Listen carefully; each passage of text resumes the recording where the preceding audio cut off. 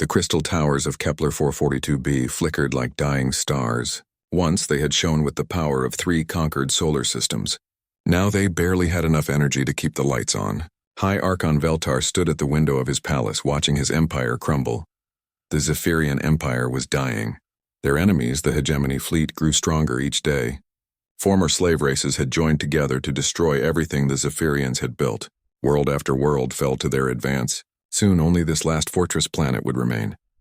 Veltar's long fingers traced patterns on the cold glass. His silver skin had lost its shine and his eyes held the weight of defeat. Behind him, his advisors whispered in the ancient tongue. They spoke of surrender, of exile, of anything but the truth. The truth was simple: they were going to lose. "My lord," came a voice from the shadows. Commander Zixtal stepped forward, his ceremonial armor dented from recent battles. "The council waits for your decision." Veltar turned away from the window. The decision had been made long ago in the desperate hours when hope seemed lost. There was one option left, one ancient ritual that their ancestors had used in times of great need. It was dangerous. It was forbidden, but it might save them all. "Prepare the summoning chamber," Veltar said. His voice carried the authority of 10,000 years of rule. "We invoke the old ways." Zixtal's eyes widened. "My lord, that ritual has not been used for centuries. The risks of not trying are greater," Veltar cut him off. "Gather the council. We begin at once." Deep beneath the palace, in chambers carved from living rock, the ancient machines hummed to life. The summoning chamber was a relic from the early days of the Empire, when the Zephyrians first learned to reach across space and time. The walls were covered in symbols that hurt to look at directly. In the center stood a circle of black stone, worn smooth by age and use. 12 council members took their positions around the circle. Each wore robes of deep blue, embroidered with silver threads that caught the strange light. They had done this before, centuries ago, when they first conquered the Corvani. Those primitive warriors had served well as shock troops and living shields. They died easily and asked no questions. "Begin the chant," Veltar commanded. The words were old, older than the Empire itself. They spoke of bonds between master and servant, of calling across the void to those who would serve. The language was musical, each syllable carrying power that made the air itself vibrate. As they chanted, the black stone circle began to glow. First a faint blue light, then brighter until it hurt to look at. The air above the circle started to twist and bend. Reality itself was being torn open, creating a bridge between worlds. "Servants of the ancient pact," Veltar spoke into the growing rift. "Heed our call. Come forth and serve as your ancestors served. Fight for us as they fought. Die for us as they died." The portal opened wider. Through it, they could see swirling darkness and distant stars. Something was moving in that darkness, coming closer. The council members pressed forward, eager to see their salvation emerge. But what came through was wrong. The first figure was tall, taller than a Corvani should be. It wore strange metal clothing that covered its entire body. A helmet hid its face and weapons hung from its belt. Behind it came others, all dressed the same way, all carrying tools of war that the Zephyrians did not recognize. The lead figure looked around the chamber with movements that seemed too controlled, too aware. When it spoke, the words came through a device attached to its throat, translating the alien sounds into something the Zephyrians could understand. "Well," the figure said, removing its helmet to reveal a scarred face and gray eyes that held too much intelligence. "This is new." Veltar stepped back. This was not a Corvani. The face was wrong, the bearing was wrong, everything was wrong.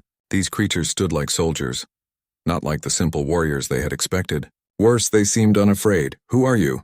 Veltar demanded. "Where are the Corvani?" The strange being looked at him with those unsettling gray eyes. "I'm Colonel Marcus Chen of the United Earth Colonial Marines. As for these Corvani you mentioned, I've never heard of them." The translation device struggled with some of the words. Earth, Marines, Colonial. These were concepts that made no sense in the context of what they had summoned. The Corvani had no colonies, no Marines, no organized military beyond tribal warfare. "You were summoned to serve," Veltar said, trying to regain control of the situation. "The ancient pact binds you to our will." Chen looked around at his companions. There were 12 of them, all wearing the same strange armor, all carrying weapons that hummed with unknown energy. One of them, a shorter figure with darker skin visible through the helmet's visor, actually laughed. Did he just say we're supposed to serve him? The figure asked. That's what it sounded like, Chen replied. He turned back to Veltar. I think there's been a misunderstanding. We're not here to serve anyone. We were in the middle of a mission when something pulled our ship off course. Ship. Another word that didn't fit. The Corvani had boats, primitive things made of wood and hide. They didn't have ships that could travel between stars. Impossible, Commander Zixtal spoke up. The summoning calls only to those bound by the ancient agreements. Your people served ours before. That bond cannot be broken. Chen's expression grew cold. I think you've got us confused with someone else. Humans don't serve. We cooperate, we negotiate, we trade, but we don't serve humans. The word was completely unknown to the Zephyrians. Their databases contained information on thousands of species across the galaxy, but there was no record of any race called humans. Dr. Sarah Kim, the team's communication specialist, stepped forward. She had been working with her translation device trying to make sense of the situation. Colonel, she said quietly, I think these people are slavers. The language patterns suggest they're talking about some kind of forced servitude arrangement. The atmosphere in the chamber shifted. The other Marines began to spread out, their movements casual but purposeful. Veltar had seen enough warfare to recognize soldiers taking defensive positions. Perhaps we should start over, Chen said, his voice carefully neutral. You summoned us here expecting to find slaves. Instead, you found representatives of a free human government. We'd like to return to our ship and our mission. That is not possible, Veltar said quickly. The portal had already closed behind them. The energy needed to maintain it too costly to waste. You are here now. You will serve as the old agreements demand. And if we refuse? Chen asked. The question caught Veltar off guard. In all their history of summoning, no one had ever asked that question. The control matrix should have prevented it. The neural bindings should have made refusal impossible. Refusal is not an option, he said, activating the ancient control system. Power flowed through the chamber's walls, designed to overwhelm the minds of lesser beings and bind them to the summoner's will. The humans stood there, completely unaffected. One of them actually yawned. Is something supposed to be happening? Asked Sergeant Maria Santos. Because I just feel a little tingly. Veltar tried again, pouring more power into the system. The control matrix had never failed before. It had worked on the Corvani, on the Deltaran miners, on every species they had ever summoned. But these humans just stood there looking slightly annoyed. Interesting technology, Dr. Kim said, studying readings on a small device. Some kind of neural field manipulation. Probably works on most sentient species, but human brain structure is apparently resistant. Chen nodded slowly. I see, you don't just expect us to serve. You expect to control our minds. The temperature in the room seemed to drop. The Marines' casual postures became more alert, more ready. Veltar suddenly realized he might have made a terrible mistake. We offer you honor in service, he said quickly. Glory in battle. The chance to die for a worthy cause. Whose definition of worthy? Chen asked. His gray eyes had become very cold indeed. And whose definition of honor? The conversation was interrupted by an alarm from somewhere deep in the palace.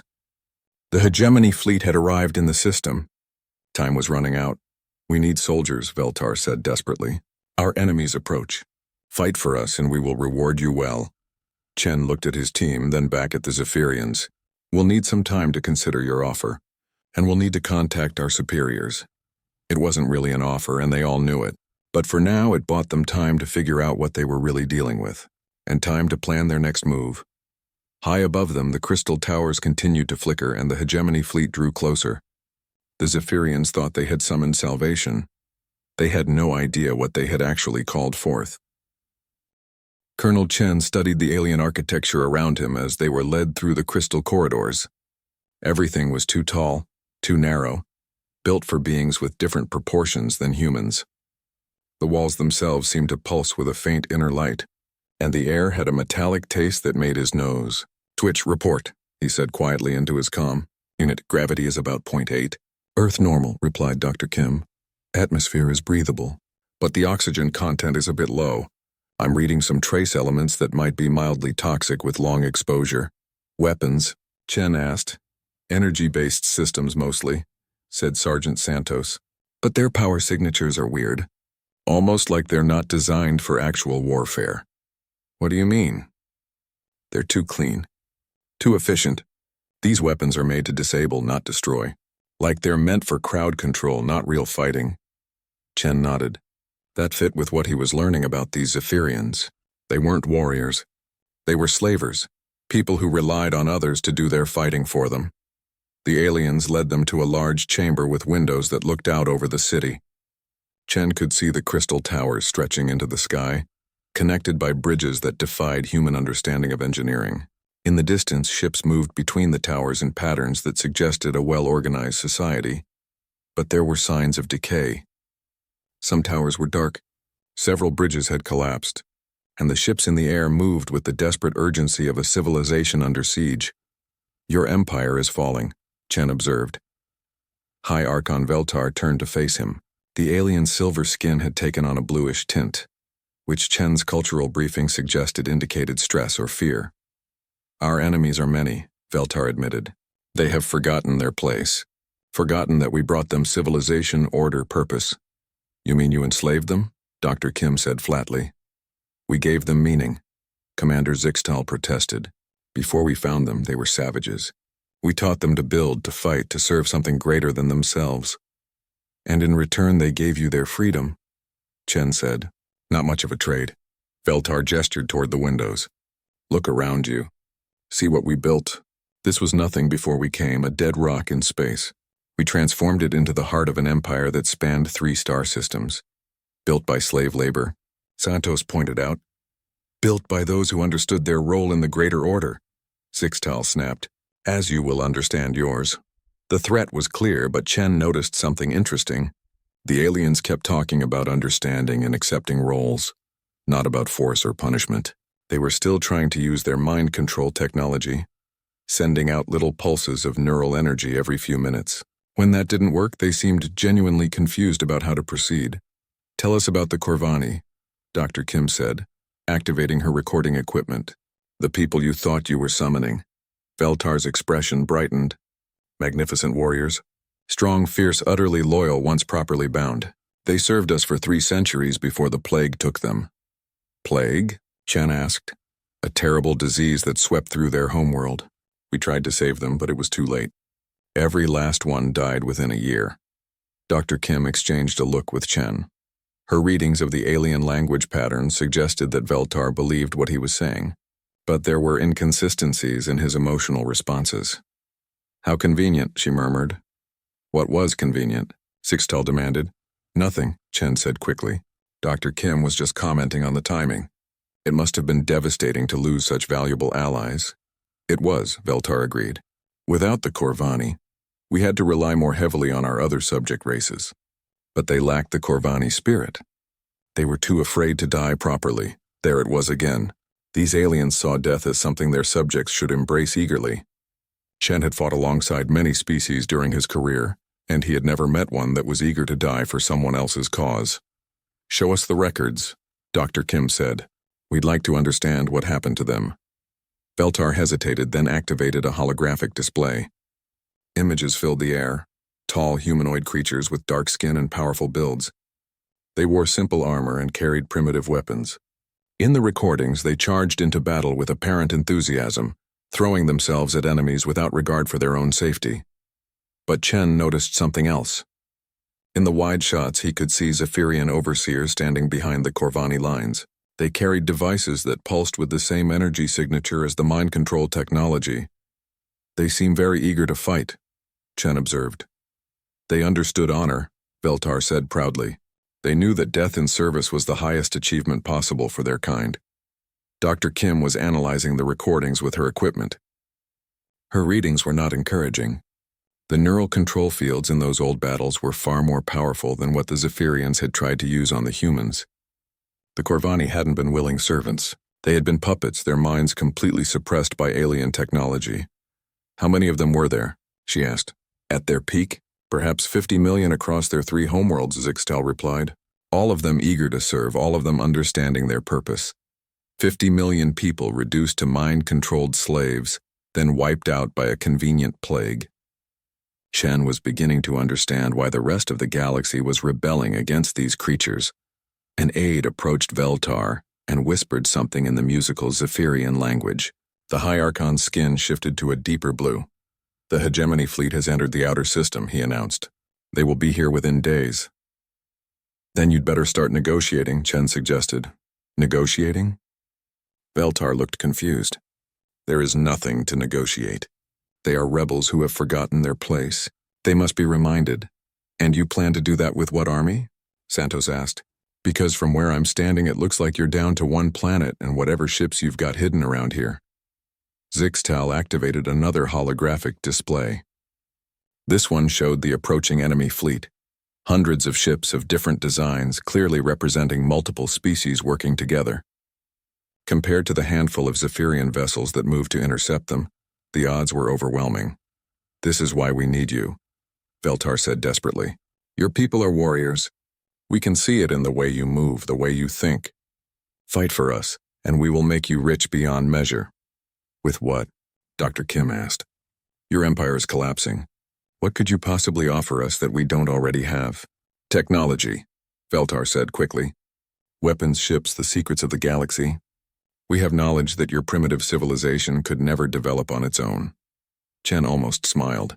The Zephyrians still thought humans were primitives who would be impressed by shiny objects. They had no idea that human technology was already far beyond anything they had seen in this chamber. That's generous, Chen said diplomatically, but we'd need to consult with our government before making any commitments. There is no time for consultation, Zixtal protested. The enemy approaches.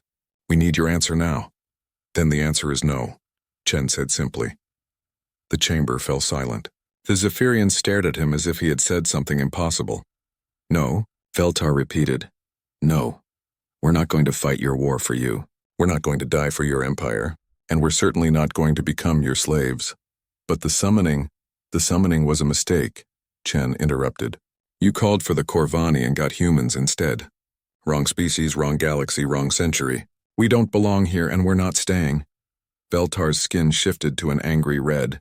You have no choice. The portal is closed. Your ship, if you even have one, is somewhere beyond our reach. You are trapped here. Are we? Chen asked. Dr. Kim had been working quietly with her equipment during the entire conversation. Now she looked up with a slight smile. Colonel, I've got good news. Our ship's experimental drive left some interesting resonance patterns when we were pulled through. I can use those patterns to open our own portal. How long? Give me 6 hours to make the calculations and recalibrate our emergency beacon. Chen nodded, then turned back to the Zephyrians. 6 hours. We'll be gone by then and you'll never see us again. Unacceptable, Veltar said. He gestured to the guards who had been standing silently around the chamber. You will serve willingly or otherwise. The guards moved forward, energy weapons raised. They were tall, graceful beings who moved with the confidence of people who had never faced real resistance. They were not prepared for what happened next. Santos was the first to move. Her combat training kicked in automatically, muscle memory from a dozen battlefields taking over. She rolled aside from the first energy blast, drew her sidearm and put 3 plasma bolts center mass into the nearest guard before he could fire a second shot. The other Marines reacted with similar speed. These were veterans of real wars, people who had learned to fight against enemies who actually wanted to kill them. The Zephyrian guards, trained only to intimidate already mind-controlled slaves, didn't stand a chance. The fight was over in seconds. 12 guards lay stunned or dead on the crystal floor. The humans hadn't even broken a sweat. Chen looked down at Veltar, who had fallen to his knees in shock. Like I said, wrong species. We'll be leaving now. Wait, Veltar called as they headed for the door. The Hegemony fleet? They will destroy us all, Chen paused. That's between you and them. You made your choices long ago. But the UES Indomitable hung in space like a predator waiting to strike. It was not a large ship by human standards, built for deep reconnaissance rather than heavy combat. But it was built by humans, which meant it could fight far above its weight class when necessary. Captain Lisa Rodriguez stood on the bridge, watching the Zephyrian ships moving into position around them. There were 8 of them, graceful crystal constructs that looked more like works of art than instruments of war. They moved slowly, deliberately, like dancers performing an ancient ritual. Captain, called Lieutenant Torres from the weapons station, they're trying to surround us. Let them, Rodriguez replied calmly. Colonel Chen, how are you doing down there?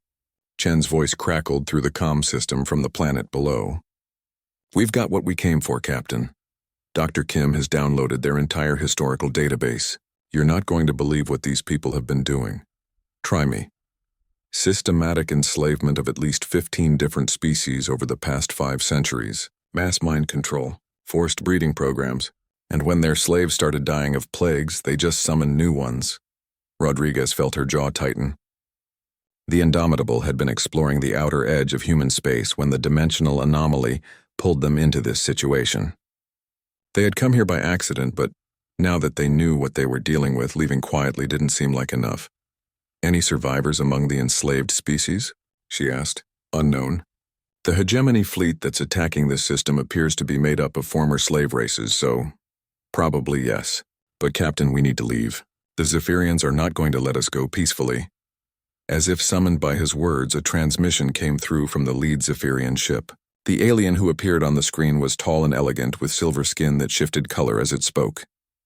"Unknown vessel," the alien said in heavily accented standard. "You are ordered to surrender immediately. Your crew will be processed for service to the Zephyrian Empire." Rodriguez almost laughed. "This is Captain Rodriguez of the United Earth colonial ship Indomitable. You are ordered to clear our departure vector immediately." "That is not possible. Your people below have refused lawful commands and assaulted Imperial guards. They will answer for their crimes." "The only crime here is what you've been doing to other species for 500 years, Rodriguez replied. "Stand down or we will make you stand down." The Zephyrian looked confused. "Your ship is outnumbered 8-1. You cannot possibly believe you can fight us. Watch me." Rodriguez cut the transmission and turned to her crew. These were some of the finest officers in the colonial fleet, veterans of the war against the AI remnants and a dozen smaller conflicts. They had served together for 3 years and they knew each other's capabilities perfectly. "Red alert," she called. "All hands to battle stations. Torres, power up the main guns. Patel, I want maximum power to shields and engines. Chief Kim, prep the Marines for emergency extraction." The bridge lights shifted to combat red. Throughout the ship, alarms sounded as the crew prepared for battle. In the hangar bay, dropships warmed up their engines. In engineering, the fusion reactors spun up to full power. "Captain," called Ensign Hayes from the communication station, "the Zephyrian ships are powering weapons." "Of course they are. They think we're like the Corvani, that will fold the moment they show force." The first energy beams lanced out from the Zephyrian vessels. They were designed to disable rather than destroy. Elegant weapons meant to capture intact ships and crews for processing. Against the Indomitable's military-grade shields, they might as well have been flashlights. "No damage," Torres reported. "Their weapons are configured for non-lethal suppression." "How thoughtful of them," Rodriguez said. "Return fire. Full spread, all targets." The Indomitable was armed with the latest human weapons technology, railguns that could punch through asteroids, fusion missiles that burned at the temperature of stars, point defense systems that could track and destroy 1,000 incoming projectiles simultaneously. The humans had learned warfare in the hardest school possible, fighting each other. For thousands of years they had refined the art of making things dead as efficiently as possible. The weapons on the Indomitable represented the pinnacle of that murderous evolution. The first salvo tore through the Zephyrian formation like a scythe through wheat. Railgun rounds, accelerated to significant fractions of light speed, punched straight through the aliens' energy shields and hulled 3 ships instantly. Fusion missiles followed, their nuclear fire turning crystal constructs into expanding clouds of superheated gas. "Jesus," whispered Hayes. "We just killed 3 ships in one volley." "They started it," Rodriguez replied grimly. "Patel, evasive maneuvers. Don't let them get a pattern lock on us." The Indomitable began to dance. Human ship design emphasized mobility and firepower over elegance. Where the Zephyrian vessels moved like ballerinas, the human ship moved like a boxer, quick and brutal and absolutely focused on destroying its enemies. The remaining Zephyrian ships tried to adapt. They spread out, tried to use their superior numbers to surround the human vessel, but they were designed for fighting enemies who couldn't fight back effectively. Their tactics were based on overwhelming helpless opponents not engaging a peer-level threat. 2 more ships destroyed, Torres reported as another volley found its mark. 3 remaining, but they're pulling back. "Cowards," Rodriguez muttered. Then she activated the comm system. "Colonel Chen, how much longer do you need?" "Dr. Kim says 5 more minutes for the portal calculations." "You've got them." But things are about to get complicated down there. She was right. The surviving Zephyrian ships had broken off their attack on the Indomitable and were heading for the planet. If they couldn't capture the human ship, they would take hostages. They're targeting the capital city, Hayes reported. Rodriguez felt a cold fury settle in her chest. The Zephyrians were going to threaten civilians to force the humans to surrender. It was a coward's tactic, but an effective one, unless she stopped them. Full power to engines, she ordered. Intercept course. Captain, Patel called out. At this speed, we'll overshoot the planet. That's the idea. Torres, prepare full missile spread, proximity fuses. I want those ships disabled, not destroyed. Ma'am, they want to threaten civilians? Let's show them what that actually looks like. The Indomitable accelerated to dangerous speeds, her fusion engines pushing her past the safety margins. She caught up with the Zephyrian ships just as they entered the planet's atmosphere, their weapons charging to bombard the crystal city below. Rodriguez's missiles struck like the fist of an angry god. The proximity warheads detonated around the Zephyrian vessels, electromagnetic pulses and kinetic shrapnel overwhelming their systems without completely destroying them. 2 ships crashed into the desert outside the city. The third managed a controlled landing in the capital's central plaza, its crew stunned but alive. That's how you disable ships without killing everyone aboard, Rodriguez announced to her bridge crew. Sometimes you need prisoners for questioning. Down on the planet, Colonel Chen watched the crashed Zephyrian ship smoking in the plaza outside the palace. Nice shooting, Captain. Dr. Kim, please tell me you're ready. Portal is calibrated and ready to open, Dr. Kim replied. But, Colonel, we should transmit our data to Earth before we leave. Why? Because someone needs to know about this. About what the Zephyrians did. About the hegemony fleet, about all of it. This whole region of space is in chaos because of 5 centuries of slavery and oppression. Chen considered that. They had come here by accident, but they were leaving with knowledge that could change everything. The human government would want to know about the Zephyrians. More importantly, they would want to know about the other species that had been enslaved. Do it, he decided. Full data burst to Colonial Command. Everything we've learned. As Dr. Kim worked to establish the transmission link, High Archon Veltar approached the human team. His silver skin had turned a pale, defeated gray, and he moved like an old man suddenly feeling his age. Your ship destroyed our fleet, he said quietly. Your fleet attacked us, Chen replied. What did you expect? We expected you to surrender. Every species surrenders when faced with superior numbers. Humans don't. Veltar looked at the smoking wreckage in his plaza, then up at the human ship hanging in orbit like a metal moon. I am beginning to understand that. Your people, you are warriors. When we have to be. The hegemony fleet will arrive soon. They will destroy this city, kill everyone in it. My people, the civilians, the children. All of them will die because we tried to summon slaves and found soldiers instead. Chen felt a stab of something that might have been sympathy, but then he remembered the recordings of the Corvani, the 50 million people reduced to mind-controlled puppets, the centuries of oppression and casual cruelty. You made your choices, he said. Live with the consequences. Transmission complete, Dr. Kim announced. Portal opening in 30 seconds. The air began to shimmer and twist as the dimensional rift formed. Through it, they could see stars that weren't in this galaxy, space that belonged to humanity's domain. Wait, Veltar called as the humans prepared to leave. At least tell me this. Will your people come back? 6 months after the Indomitable returned to human space, the sky above Kepler 442b began to tear open again.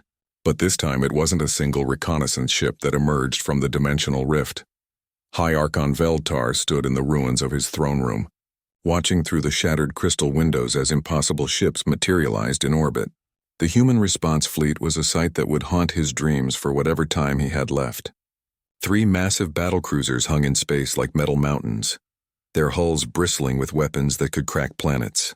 Around them, smaller ships moved in perfect formation, destroyers and frigates and carriers that together represented more firepower than the old Zephyrian Empire had possessed at its height. The hegemony siege had lasted 4 months. The Crystal City was mostly ruins now. Its beautiful towers collapsed into glittering rubble. Most of the population had fled to underground shelters, while Veltar and a handful of loyalists held the palace against increasingly desperate odds. They had maybe days left before the hegemony forces broke through their final defenses, and now the humans had returned. "My lord," whispered Commander Zixtal, his silver skin showing the deep blue of despair. "What do we do?" Veltar had no answer. When the humans left 6 months ago, he had hoped never to see them again. Their casual destruction of his fleet had shown him exactly how outmatched his people were. But part of him had also hoped that humanity would forget about this distant corner of the galaxy, that they would return to their own space and leave the Zephyrians to face their fate alone. He had been wrong. The communication system crackled to life, broadcasting on all frequencies in multiple languages. The voice that spoke was female, calm, and absolutely confident. "Attention all vessels and planetary installations in the Kepler 442 system. This is Admiral Helen Clark of the United Earth Colonial Government, commanding the Human Expeditionary Force. We are here to discuss recent events and establish new protocols for this region of space." Admiral Clark. Veltar had never heard the name before, but he could hear the authority in her voice. This was not a reconnaissance officer or a ship captain. This was someone with the power to make decisions that would affect entire star systems. "Lord Veltar," the Admiral continued, "you attempted to enslave representatives of my government. You fired upon our vessels and threatened our personnel. Under colonial law, these actions constitute acts of war. However, given the circumstances, we are prepared to discuss terms rather than proceed with immediate retaliation." Terms. The word carried implications that made Veltar's chest tighten. In his experience, when someone offered to discuss terms, it meant surrender was the only acceptable outcome. But there was something else in the Admiral's message. She had mentioned other vessels in the system. The hegemony fleet was still here, still surrounding the planet, still preparing for their final assault. What did the humans intend to do about them? The answer came quickly. A new voice joined the broadcast, speaking in the trade language used by most spacefaring civilizations. "This is Fleet Admiral Corval of the Hegemony Liberation Force. We welcome the arrival of our human allies." Allies. The word hit Veltar like a physical blow. Somehow, in the 6 months since the humans left, they had made contact with the hegemony. They had learned about the rebellion, about the centuries of oppression, about everything the Zephyrian Empire had done, and they had chosen sides. "Admiral Clark," Corval continued, "our intelligence confirms that the Zephyrian leadership is contained within the planetary capital. We request permission to proceed with final liberation operations." "Permission denied, Admiral Corval," Clark replied immediately. "All hegemony forces will maintain current positions and await further instructions. The human government has decided to take direct control of this situation." Veltar heard angry muttering on the hegemony frequencies. They had been fighting this war for decades, suffering massive casualties to bring the Zephyrians to this point. Now the humans were telling them to step aside at the moment of victory, but they were stepping aside. Whatever deal the humans had made with the hegemony, it included human authority over Zephyrian territory. A new ship detached itself from the human fleet, smaller than the battlecruisers but still massive by local standards. It descended toward the planet on pillars of controlled fusion fire, heading directly for the capital city. As it approached, Veltar could see details that made his blood run cold. The ship was painted in the colors of the colonial marines. This wasn't a diplomatic vessel or a science ship. This was a military transport, designed to land troops quickly and efficiently in hostile territory. "Attention Zephyrian leadership," Admiral Clark's voice returned. "You will prepare to receive a human delegation for the formal discussion of terms. Any attempt to resist or harm our personnel will result in the immediate sterilization of your planet. Sterilization, not conquest, not occupation. Complete destruction of all life on the surface." The humans weren't threatening to defeat the Zephyrians. They were threatening to erase them entirely. The transport ship landed in the plaza where the Zephyrian vessels had crashed 6 months earlier. The wreckage had been cleared away, but scorch marks still stained the crystal pavement. As Veltar watched from his window, a ramp lowered and human soldiers began to emerge. They moved with mechanical precision, establishing a perimeter and scanning for threats with equipment that hummed with unknown energies. Their armor was heavier than what the reconnaissance team had worn, designed for assault operations rather than exploration, and there were a lot of them. Veltar counted at least 200 soldiers before he stopped trying to keep track. At the center of the formation walked a figure in different armor, unmarked by weapons but radiating authority. As the group approached the palace, Veltar realized with a shock that he recognized the leader. Colonel Chen had returned. But the calm, diplomatic officer who had left 6 months ago was gone. This man moved like a predator, and his gray eyes held no mercy at all. "Open the palace doors," Veltar ordered his remaining guards. "Let them in." "My lord?" Zixtal protested. "They are here to destroy us." "They are here to judge us," Veltar corrected. "And we will face that judgment with what dignity we have left." The humans entered the throne room like they owned it. Colonel Chen, now wearing the insignia of a full general, walked directly to the crystal throne where Veltar waited. Behind him came officers and soldiers, but also others. Scientists with recording equipment, historians with data tablets, and most disturbing of all, aliens wearing human uniforms. Veltar recognized some of the species. Corvani descendants, their dark skin bearing the ritual scars of warriors, Telteran miners, their thick builds adapted for high-gravity worlds. A dozen other races that had once served the Zephyrian Empire as slaves. "High Archon Veltar," General Chen said formally. "I present Admiral Helen Clark, commanding officer of the Human Expeditionary Force and the tribunal that will determine the fate of your people." Admiral Clark stepped forward. She was a tall woman with steel-gray hair and eyes that had seen too much war. When she spoke, her voice carried the weight of authority backed by overwhelming force. "Veltar of the Zephyrian Empire," she began. "You and your government stand accused of crimes against sentience, specifically, the systematic enslavement of 15 intelligent species, the use of mind control technology to suppress free will, the forced breeding of sentient beings for combat purposes, and the attempted enslavement of human personnel. We offer no defense," Veltar said quietly. "We did what we believed necessary for the survival of our people." "That's not a defense," Clark replied. "That's a confession." She gestured to the aliens wearing human uniforms. "These are representatives of the species you enslaved. They have traveled across the galaxy to witness this moment, to see justice finally served against those who took everything from their people." One of the Corvani stepped forward. He was an old warrior, his scars telling the story of a lifetime of battles. When he spoke, his voice carried the rage of generations. "I am Thakur, son of Jakar, grandson of Melor, who died in your service," he said. "My people remember the mind chains. We remember the breeding pens. We remember watching our children turned into weapons for your wars. The Corvani died of plague," Veltar protested weakly. "The Corvani died of despair," Thakur snapped back. "When your control systems began to fail, when we started to remember what we had lost, we chose death over slavery. Every adult on every world took poison rather than serve you for one more day." The truth hit Veltar like a physical blow. There had been no plague. The Corvani had committed mass suicide rather than continue as slaves. 50 million people had chosen death over the life his empire had given them. "How many survived?" he whispered. "Children too young to understand what was happening," Thakur replied. "Perhaps 10,000, scattered across refugee camps in distant systems, raised by other species who took pity on orphaned slaves." Admiral Clark activated a holographic display that filled the throne room with images. Planets stripped of resources by slave labor, cities built from the bones of conquered civilizations, ships loaded with beings who would never see their homeworlds again. "This is your legacy," she said. 500 years of systematic oppression.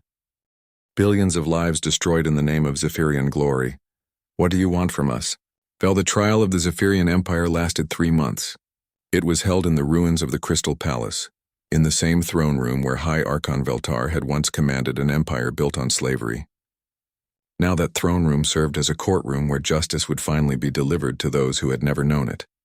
Representatives from 15 species sat in judgment.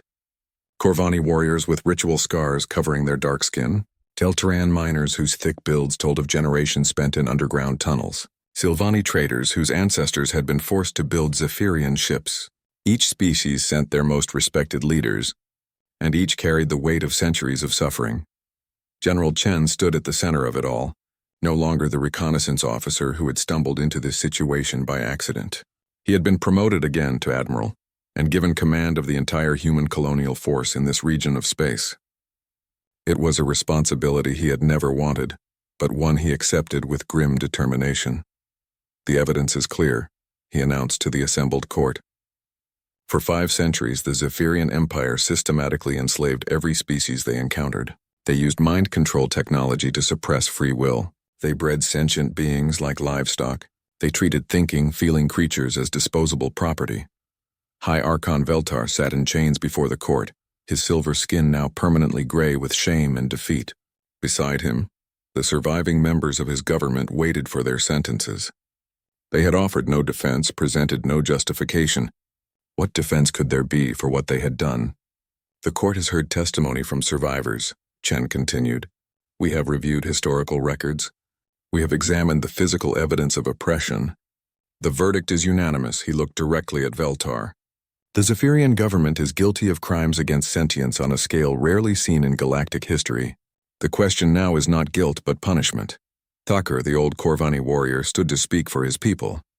My ancestors cry out for vengeance, he said, his voice carrying the weight of generations. For 50 million of my people who chose death over slavery. For the children who never knew freedom. For the warriors who died fighting your wars instead of living their own lives. A murmur ran through the court. The Corvani had suffered more than any other species under Zephyrian rule.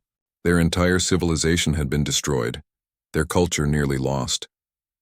If anyone had the right to demand blood, it was them. But, Thakur continued, and the court fell silent. My ancestors also cry out for wisdom. They ask, what good does revenge serve? Will killing these creatures bring back our dead?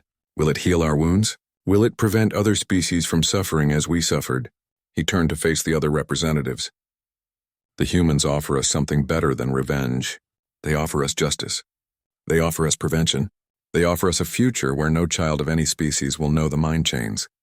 The Deltaran representative, a female named Kaya, whose people had been forced to mine asteroids for Zephyrian industry, nodded slowly. Thakur speaks wisdom. Our people want to see the Zephyrians punished, yes, but more than that, we want to see them stopped. Forever. Admiral Chen activated a holographic display showing the new order being established across former Zephyrian space. Human patrol ships moved along trade routes, their sensors watching for signs of slavery or oppression. Space stations had been built at strategic points, each one broadcasting the new colonial protection protocols to every ship that passed. The sentence of this court, Chen announced, is as follows. The Zephyrian Empire is hereby dissolved. All former imperial territories will be redistributed to the species that originally inhabited them, or to refugee populations seeking new homes. The display changed, showing worlds being returned to their original inhabitants. Corvani survivors raised in exile would return to rebuild their ancestral homeworlds.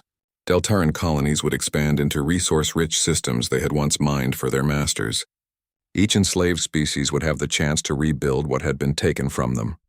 The Zephyrian population will be relocated to a single world, sanctuary, where they will be given the opportunity to build a new civilization based on cooperation rather than domination, Chen continued. This relocation is not punishment. It is protection. Protection for them, and protection for every other species in this region of space.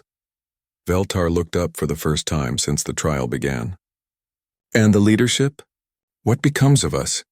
You will serve, Chen said simply. Not as rulers or commanders, but as teachers. You will spend the rest of your lives helping your people understand what they did wrong. You will ensure that future generations of Zephyrians never forget the cost of oppression. It was a sentence more terrible than death for creatures who had once commanded an empire. To live with the knowledge of their crimes. To spend every day working to undo the damage they had caused. To face the judgment of their own children and grandchildren. Some of the Zephyrian officials began to weep. The mind control technology that enabled these crimes will be destroyed, Chen announced. Every device, every schematic, every piece of research will be eliminated.